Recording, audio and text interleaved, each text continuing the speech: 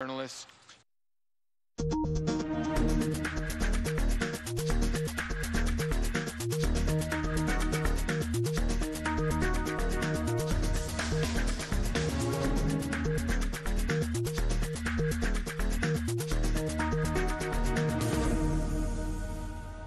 Hello and welcome to Shaka Extra Time. I am Paul Ndiho. Joining me on set is Shaka Sali himself, aka the Kabbalah Kid.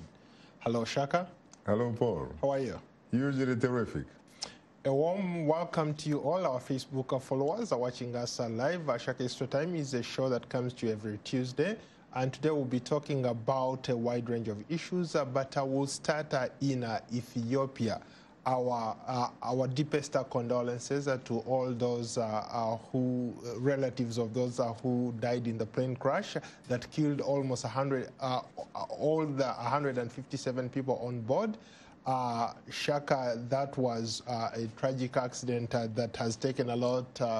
That has taken the whole world by storm. Your thoughts, Shaka? It's very unfortunate, and frankly, I remember that I have not once, twice, or three times, but I have in fact taken that route and that Ethiopian Airlines from Bole International Airport in the Ethiopian capital, Addis Ababa, to Jomo Kenyatta International Airport in the Republic of Kenya. So I really feel for all those people who were on board and all those who were obviously who lost their lives and their families and their loved ones and the airline and the international community, because let's face it, Ethiopian Airlines is obviously one of the most important airlines on the African continent and has had a very stellar record.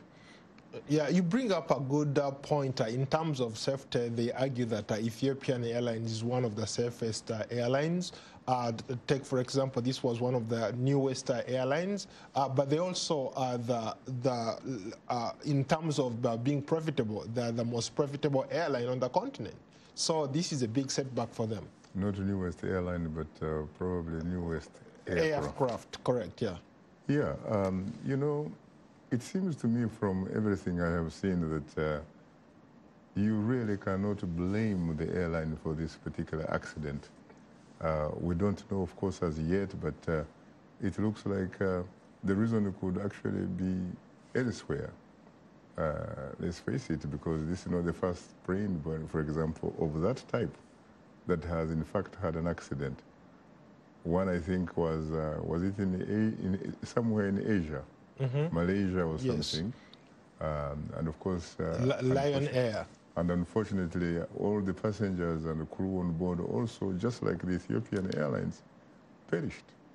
As we speak today, more than 12 countries have grounded this particular aircraft, especially in light of the example you just gave, the same, almost similar parallels when you look at what happened to Ethiopian 6 minutes after taking off from Bole International Airport. It crashed. The other one crashed in Malaysia 8 minutes after taking off, and the same model of the plane. Both of them are newer planes. What could be happening with Boeing? Is this something to do with Boeing, or it's a mechanical error? It's probably something to do with Boeing. I think that Boeing need to look at what has been going on and stuff like that, and share that information with us. You realize that, yes, there are so many countries. In fact, by the last count, it was slightly more than 40% that had grounded their planes, but not the United States of America. And in fact, until perhaps a few hours ago, not Europe, actually. No, actually, Europe is on board. You have UK, you have Germany, you have Ireland, and a host of other countries. That's why I said until a few hours ago, Europe was not on board. It's only coming on board. In fact, the pioneers were really China. They were Singapore. And when you talk especially about Singapore, Singapore happens to be one of the world's countries, frankly, that has very, very high standards almost in anything you can think about. So when it actually makes a call, it really means that you have to be very much concerned. What does this say about the airline industry? Should people be worried about flying these jets, or it was just an accident and people should just keep going on as they've been doing before? You know, as much as it is tragic, and unfortunately with an aircraft, whenever it gets an accident, almost everybody on board dies.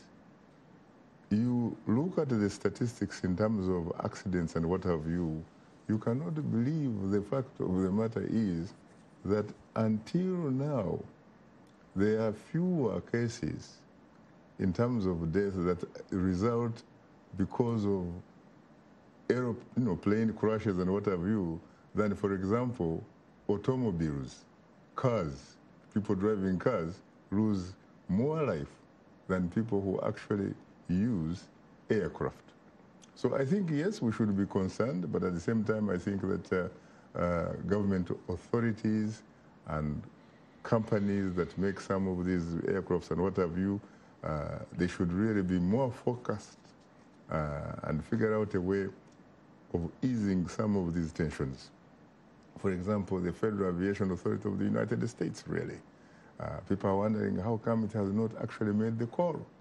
There are others who say that normally these calls are in fact made by Boeing, for example. Actually, they have. And they have issued a statement. They are now interacting and all that kind of stuff, and then they will come up and make sure that things are fine. They've issued a statement standing by a statement that was released earlier by Boeing, saying that as far as they are concerned, this particular model of plane is airworthy. So, and the U.S. FAA has also sort of endorsed that kind of statement. So you can see that pretty much they have in fact endorsed the essentially the decision taken by Boeing, Correct. which is the aircraft. But what about the people themselves? I think that when it comes to situations like this, when you talk about where are the facts, for example, what is the evidence that makes it compelling, for example, to make some of these huge decisions that affect, of course, international travel and what have you. But I think that you should also factor in what is called public opinion, what is called emotional public opinion. Because there are a lot of people, obviously, who are talking about what happened in Addis Ababa. And there are a lot of people who are supposed to be traveling from one place to another, and they don't know which specific aircraft is going to be carrying them. So people are going to be very much concerned. So I think that really the issue of emotional public opinion should be very, very important as a factor, rather than looking for other situations, frankly, where there could in fact be another, for example, accident. Because here, again, we are not talking about a bus. We are not talking about a Cadillac, a Mercedes-Benz, a Jaguar. We're talking about an aircraft that once, in fact, it crashes, everybody is gone. That's a perfect segue to our next segment. Let's talk a bit about politics. Let's start in Algeria. People are on the streets celebrating the fact that the long-time leader there has announced that he's not going to run again in April after, of course, succumbing to pressure from the young people. Well, to be very honest with you, when you talk about the young people, that is very, very, very important because let's face it, the last time I checked, these changing demographics, you're talking about a continent, frankly, that is very much, very, very much getting a majority of young people. These young people are not invested in the status quo. These young people want change yesterday. They want to look at things differently, and they are helped very much by what is called the social media. The social media provides them the opportunity to be exposed to such a degree that they know not only what is happening in their neighborhood, in their region, and beyond. I think what we have seen now in Algeria is really a victory for, first of all, for the young people. It's a victory for Algerian democracy.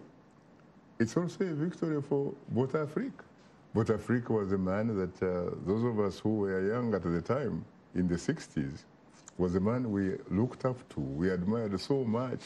I always accessed him through the Drum magazine, which I told you was like my Bible. He was probably the darkest, probably one of the most well-dressed, good-looking foreign minister in his days.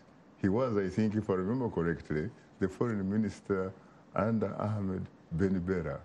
So I think what we are seeing right now probably ranks up very, very high in the history of Algeria, perhaps next to the time in the 1960s when Algeria fought and defeated France so that it could get its self-determination and independence. I think this is great, and I hope that, in fact, when what Africa has done, I hope that other African leaders can take a cue from him and say, wait a minute, it is time. This man is only 82 years.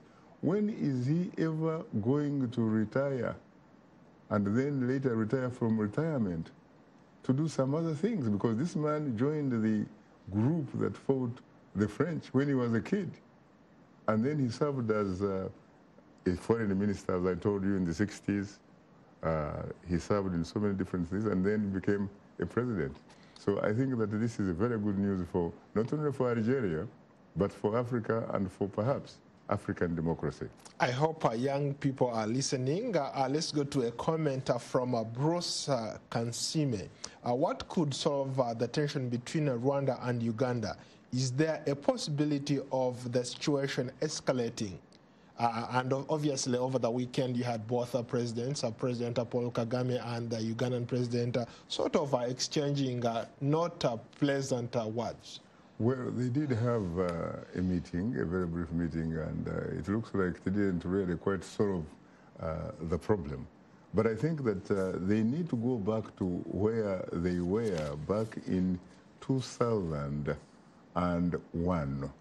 2001, I have seen that, for example, a British minister by the name of Claire Short, who was the Minister of International Development and what have you, and used to give a lot of aid and loans and what have you to the Republic of Rwanda and Uganda. And she was able, for example, to bring the two leaders together in London as a result of a letter written by Ugandan President Yoweri Museveni accusing Kagame for essentially trying to destabilize the region and all kind of stuff. But what people forget, that in fact, the first attempt at bringing those two people together, and it was successful, it was not by a foreigner, it was not by a British minister, it was by a young Ugandan intelligent journalist at the time. His name was Adoniya Ayebare. Adoniya Ayebare did it with now the late Karegeya, Patrick Karegeya. Patrick Karegeya was then the intelligence, in charge of external intelligence in Kigali and all that kind of stuff. And those were the two people, in fact, that were able to somehow bring about, in fact, the possibility and the opportunities for the two leaders to meet and resolve the problems. I remember, in fact, I was in the Ugandan capital, Kampala, in the year 2000. And we were actually at the Kampala Sheraton Hotel celebrating a great man by the name of Canon John Bikangaga's 81st birthday. And we were having a sort of exchange of social amenities with the governor of the central bank, Emmanuel Tumusiime Mutebile, and the man who was referred to at the time as Sir Richard Kijuka. And I remember they were talking about Claire Short. And I remember telling them that, as a matter of fact, the person that really helped to bring about this kind of deal, because that day when we were talking, President Kagame actually had landed in Uganda so that he could, of course, pay courtesy call on the Ugandan President Yoweri Museveni. I said, it is a Ugandan journalist, your own, Adonia Every, who happens now to be the Ugandan permanent representative to the United Nations. So was that a reward? They gave him a reward because he was able to sort of bring peace about Uganda and Rwanda? As a matter of fact, you can call it whatever you want, because I remember that was the time that he actually switched sides from my tribe of journalism to becoming a diplomat in the service of the Ugandan government. His first posting, by the way, was Uganda's ambassador to the Republic of Rwanda. He stayed in Kigali for some time. He was in charge of Rwanda and Burundi. And at the time, he had actually been working for the East African newspaper. He was one of the most, to tell you the truth, most interesting writers to read, alongside a lady by the name Premi Kibanga, Tanzanian. These were two journalists. Whenever I was in the region, I was always very, very happy. I always enjoyed reading the articles. And yeah. Speaking of journalists, there is another prominent Ugandan journalist that we all happen to know, who has played a significant role in the Uganda-Rwanda relations, Andrew Mwenda.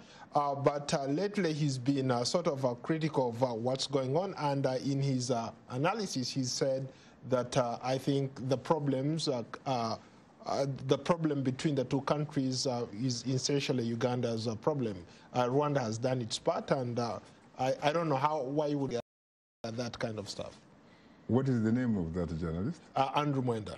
Oh, Andrew Mwenda. Andrew Mwenda used to be a very good friend of mine and all that kind of stuff. In fact, we haven't been in touch for quite some time. I mean, there was a time when, of course, Andrew Mwenda was part, at least in my context, was part of a journalist that you would characterize as someone that does his job with a missionary zeal. And so, in a sense, he was really a guy who was on the side, on the right side of where people thought a journalist should be. We're talking about a journalist who believed, for example, in socio-economic political justice for everybody.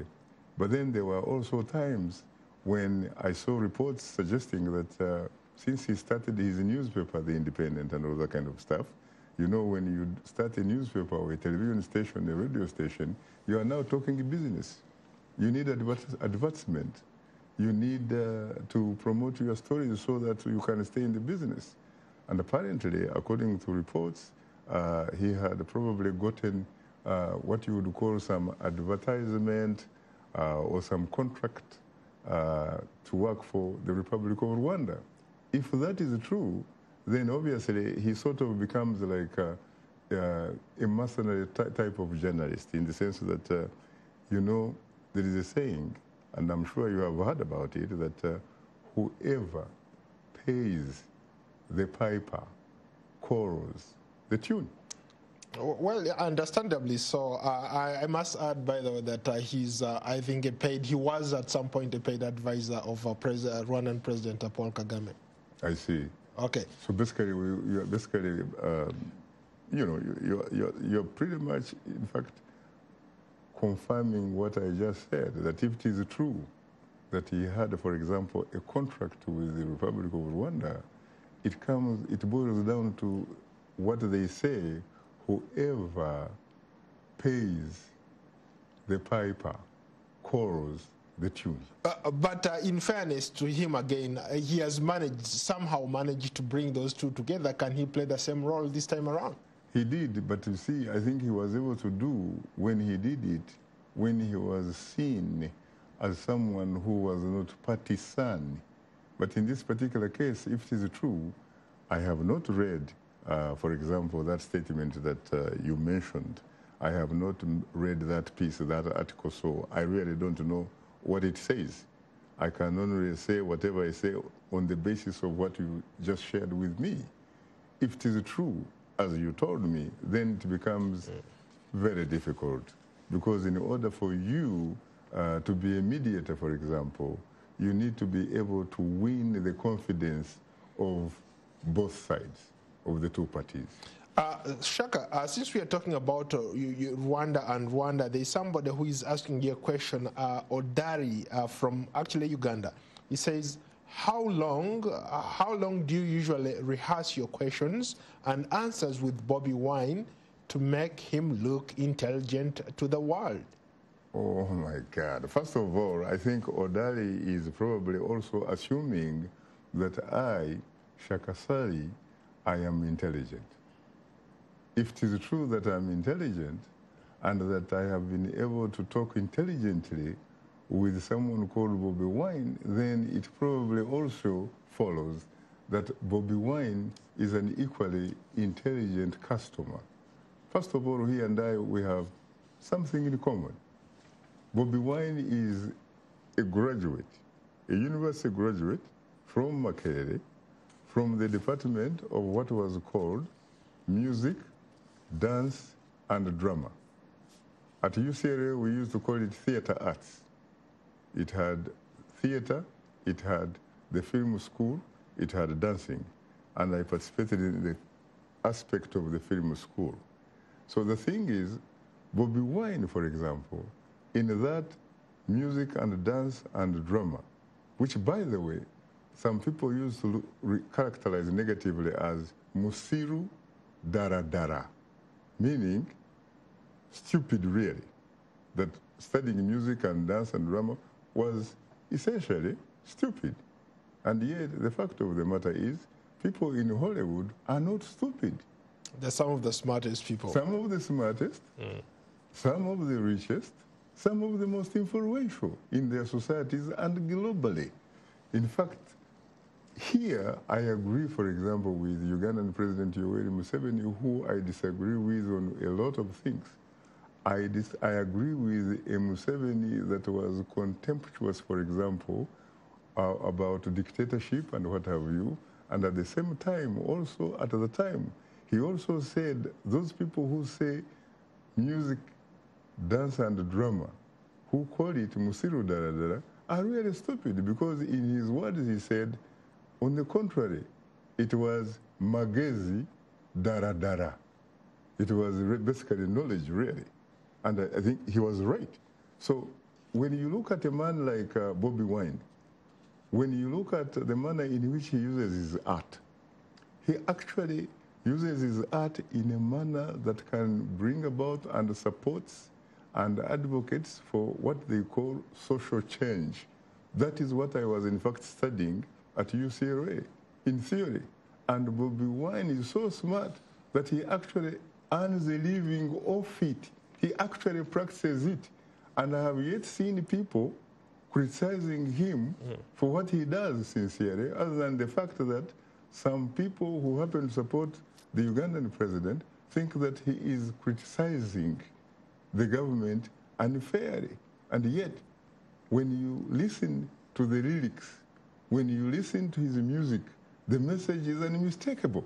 He's essentially pointing at, and he's pointing about social, economic, political problems that are very objective to look at, to experience, and to quantify.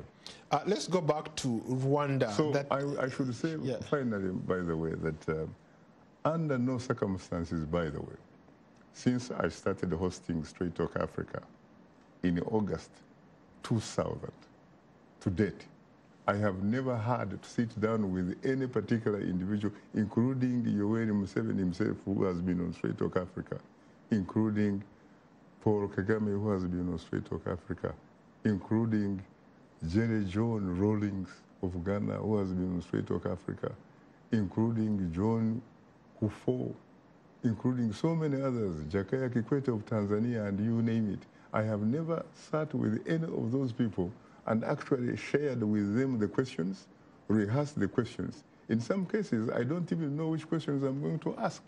I only know the areas that I'm going to look at. Let's go back to the tension between Rwanda and Uganda. Let's go to Brian. Brian says, what are the fundamental root causes of what's going on? Well, to be very honest with you, if we knew what the fundamental root causes were, probably the issue would have been resolved yesterday. Maybe we don't. In fact, that question should be put squarely to the two individual leaders, to President Yoweri Museveni of Uganda and President Paul Kagame of Rwanda. And these two individuals, by the way, they should sincerely look at these issues very seriously and look at it in the context of the fact that they actually carry millions of their people on their backs. This is not about personal problems. This is about, essentially about human beings, millions of them. Essentially, it's about social, economic, political justice. What are you talking about tomorrow on Straight Talk Africa? Tomorrow we are going to look, unfortunately, at the challenges of the peace process in South Sudan. We're talking about a country which is the most recent independent country, not only on the continent, but in the world. A country that is endowed with a lot of wealth, and yet people are not enjoying, benefiting from that wealth. People are suffering so much. The question is why?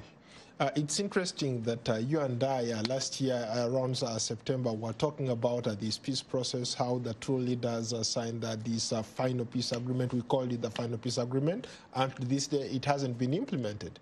It is very sad because each time these two people come together and actually, in a sense, you know, pressured by the international community and whatever you, and they agree and they actually sign or cut the deal.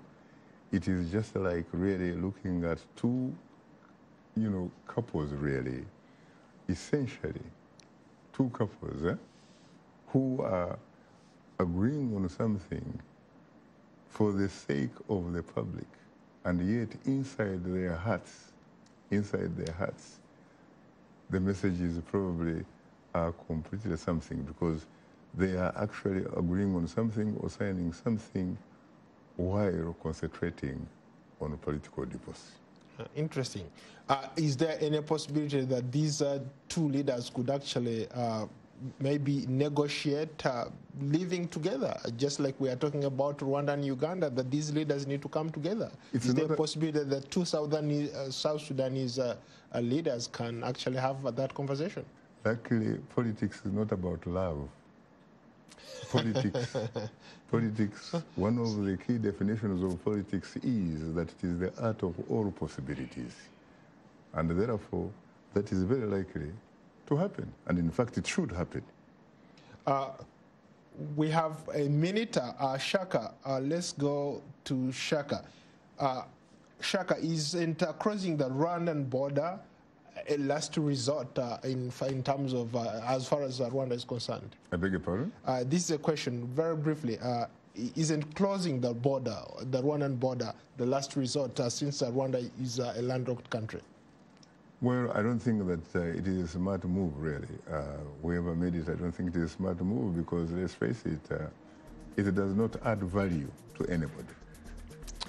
How about people who say that maybe those two should sort themselves out militarily? Well, I honestly don't think that that is anything that any Ugandan or Rwandan, or for that matter, anybody in the region is interested in really. Okay, on that note, thank you so much. It's been a nice show today. We look forward to hosting you on another edition of Shaka Extra Time. Until then, so long from Washington. Thank you so much. You're most welcome. Yeah, thank you.